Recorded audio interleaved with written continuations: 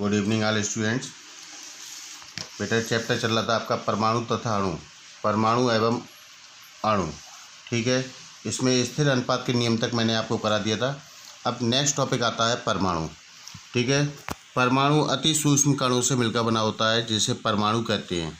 परमाणु शब्द का प्रयोग सर्वप्रथम जॉर्ज डाल्टन ने सन 1818 में किया कि द्रव्य परमाणु से बने होते हैं। डाल्टन परमाणु के सिद्धांत के अनुसार परमाणु अविभाज्य कण है तथा इसे और अधिक छोटे कणों में नहीं बांटा जा सकता। अतः आधुनिक धारणाओं के अनुसार परमाणु 3 मूल कणों से मिलकर बने होते हैं, जिन्हें इलेक्ट्रॉन, प्रोटॉन तथा न्यूट्रॉन कहते हैं। ठीक है, परमाणु किन किन तत्वों से मिलकर बना होता है? 3 चीज़ों से मिलकर, 3 मूल कणों से मिलकर बना होता है, इलेक्ट्रॉन, प्रोटॉन और न्यूट्रॉन। ठीक है, अब कुछ प्रतीक हैं। मैंने आपको पिछले टर्न पे ही बताया था कि प्रतीक आपको याद करने पड़ेंगे। जैसे हाइड्रोजन का H है, हीलियम का He है, बोरान का B है, कार्बन का C है, सोडियम का Na है, ऑक्सीजन का O है, गोल्ड का Au होता है, आयरन का Fe होता है। अब नेक्स्ट टॉपिक आता है परमाणु का आकार। परमाणु बहुत छोटे आकार के होते हैं।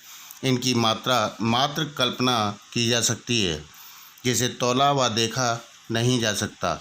जब लाखों परमाणुओं को एक के ऊपर एक रखें तो बड़ी कठिनाई से किताब के एक कागज़ जितनी मोटी परत बन जाएगी। ठीक है, एक परमाणु के आकार को इसकी त्रिज्या यानी रेडियस के रूप में प्रदर्शित करते हैं, जिसे परमाणु त्रिज्या कहते हैं। परमाणु त्रिज्या को नैनोमीटर में नापते हैं यानी मापते हैं। 1 नैनोमीटर बराबर होता है 10⁻⁹ मीटर।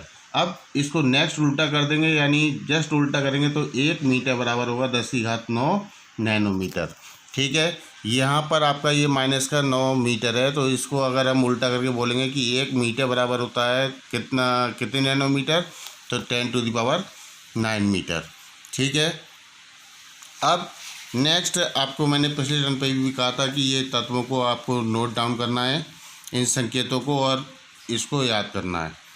ठीक है, जैसे हाइड्रोजन है, हाइड्रोजन को हम H से प्रदर्शित करते हैं, यानी हाइड्रोजन का संकेत होता है H, कार्बन का होता है C, बोरान का होता है B, आयोडीन का होता है I, कैल्शियम का होता है Ca, क्रोमियम का होता है Cr, क्लोरीन का होता है Cl और कोबाल्ट का होता है Co।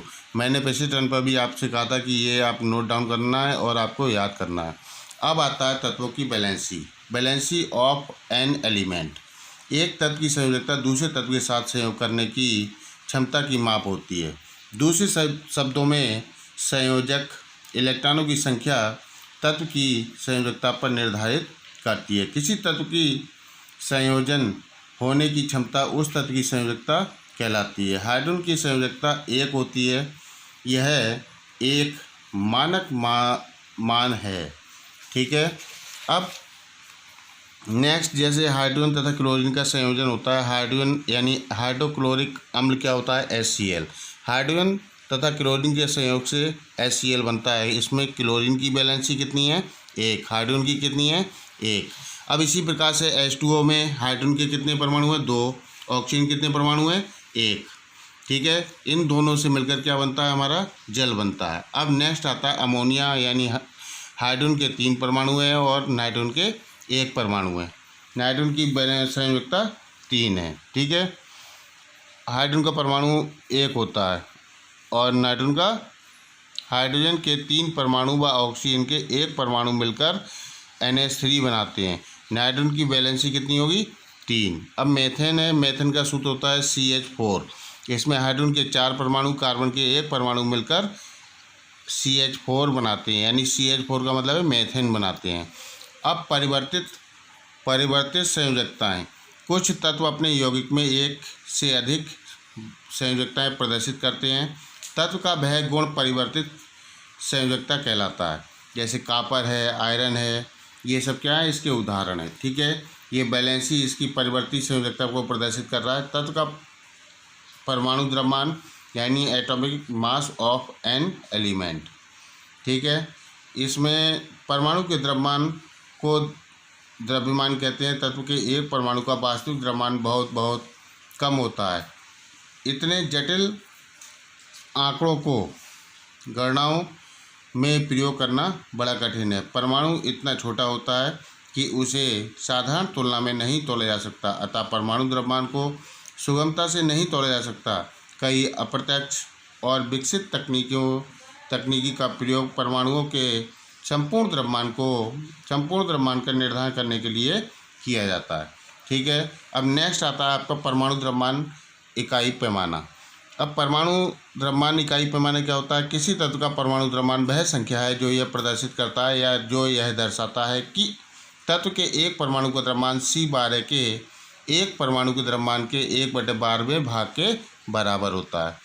ठीक है, तत्व का परमाणु द्रव्यमान बराबर तत्व के एक परमाणु का द्रव्यमान बटे 1/12 गुणा c12 के एक परमाणु का द्रव्यमान। ये इसका फार्मूला हो गया तत्व का परमाणु द्रव्यमान ज्ञात करने का।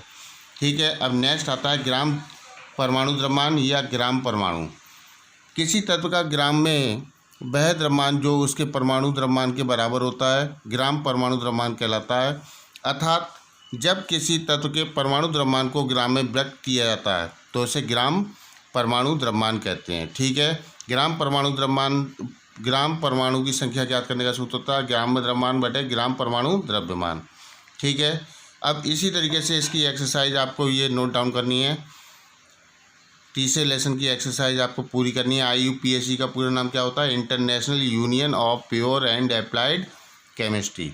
ये सारे शॉर्ट क्वेश्चन हैं, लघु उत्तरीय हैं, फिर दीर्घ उत्तरीय हैं, और इसके बाद अब आएगा अणु। मैंने आपका परमाणु तक फिनिश करा दिया। इसकी एक्सरसाइज आपको ये नोट डाउन करनी है आज। ठीक है बेटा।